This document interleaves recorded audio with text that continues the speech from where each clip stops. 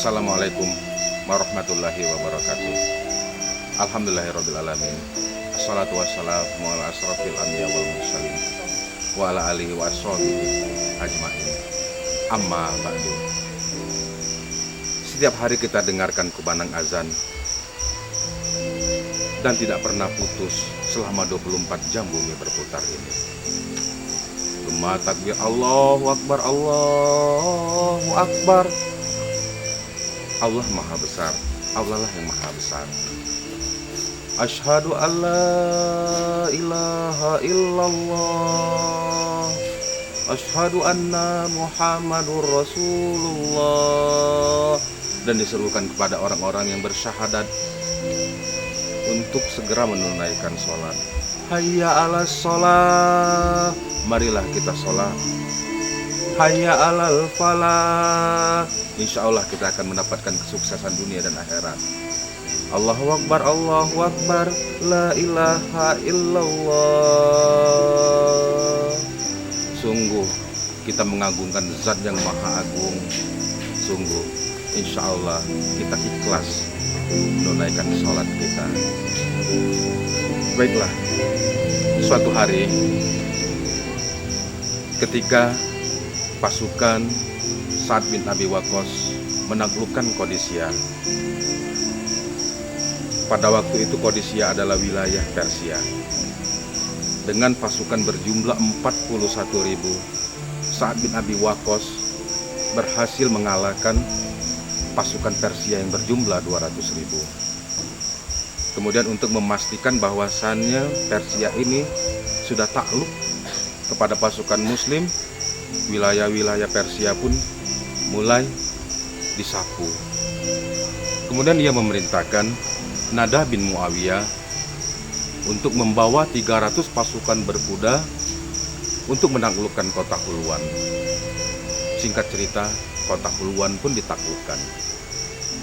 Dan 300 pasukan berkuda dibawa kepemimpinan Nada bin Muawiyah kembali ke Qadisiyah.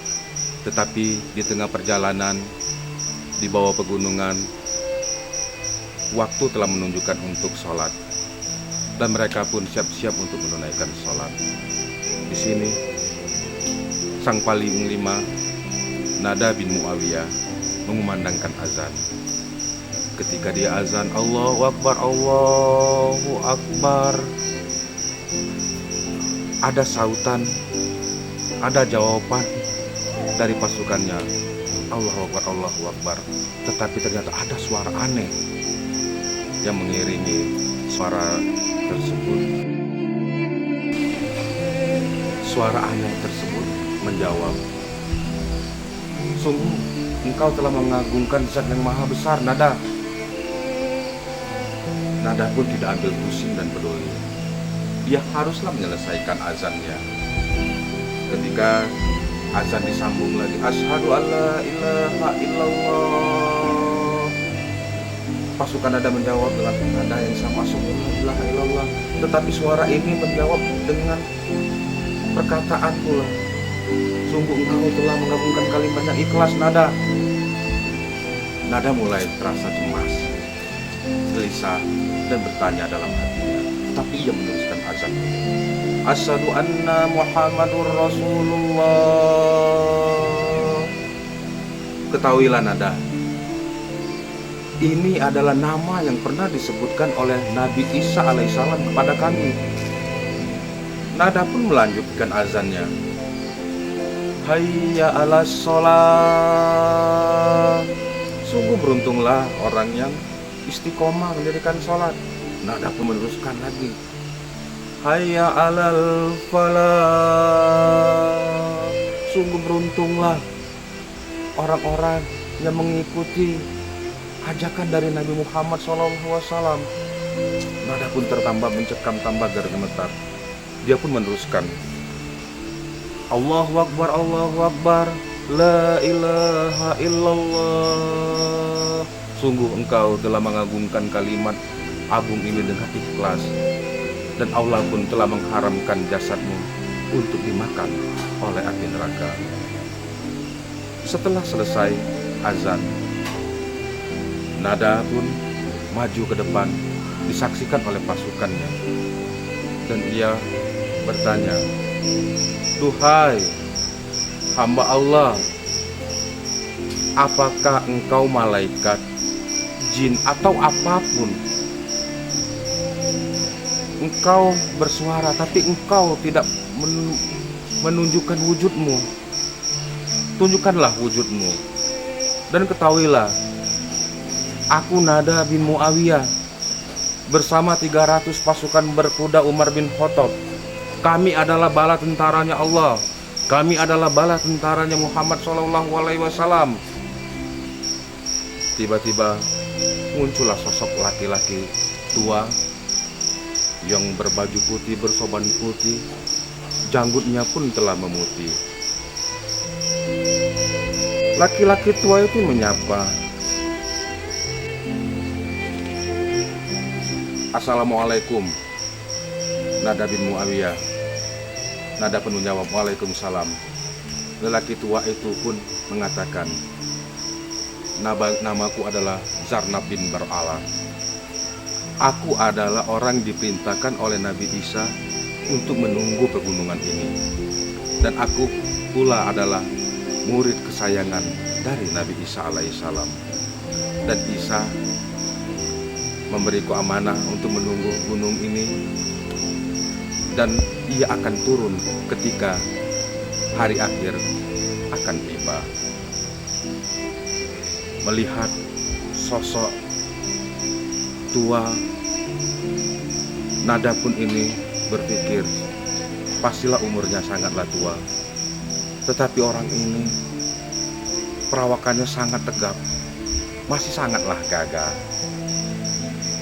Kemudian orang tua ini pun berkata kepada Nada, "Nada bin Muawiyah, beritahukan kepada Umar bin Khattab, aku tidak pernah bertemu dengan Umar bin Khattab, dan aku pula tidaklah pernah bertemu dengan Nabi Muhammad SAW.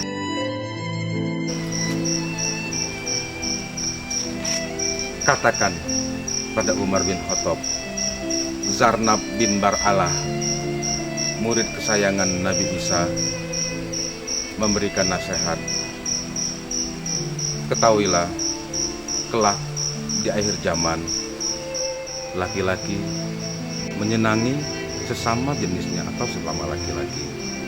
Begitu juga sebaliknya, perempuan menyenangi sesama sejenisnya atau perempuan. Dan jika pula orang-orang yang tua tidak menyayangi yang muda pun tidaklah pula menghormati yang tua. Dan jika pula amal ma'ruf nahi mungkar tidaklah lagi ditegakkan di muka bumi. Kemudian dia pun melanjutkan nasihatnya. Jika pula